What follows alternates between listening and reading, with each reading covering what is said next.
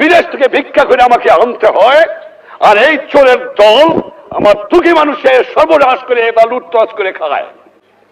এই জন্য জীবনের যৌবন নষ্ট করি নাই, এই জন্য শহীদরা রক্ত দিয়ে যায় নাই যে কয়েকটা চোরাকার বাড়ি মুনাফাখোর ঘুষখোর দেশের সম্পদ বাইরে বাইর করে দিয়ে আসে, জিনিসের দাম গুদাম করে মানুষকে না খাওয়া মারে।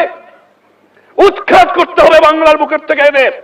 টাকা নাই, পয়সা নাই, চাল নাই, ডাল নাই, রাস্তা নাই, রেলওয়ে ভেঙে দিয়ে গেছে।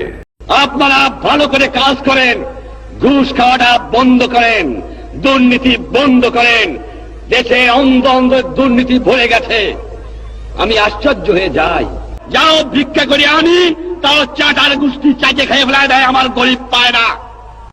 এত চোরের চোর, চোর কোথেকে যে পয়দা হয়েছে আমি জানি না। পাকিস্তানের সব নিয়ে গেছে, কিন্তু এই চোরটুক ফিরে গেছে আমার কাছে। এই চোর নিয়ে গেলে আমি বাঁচতাম, কিন্তু দালাল গেছে, কিন্তু চোর গেলে বাঁচা যাবে।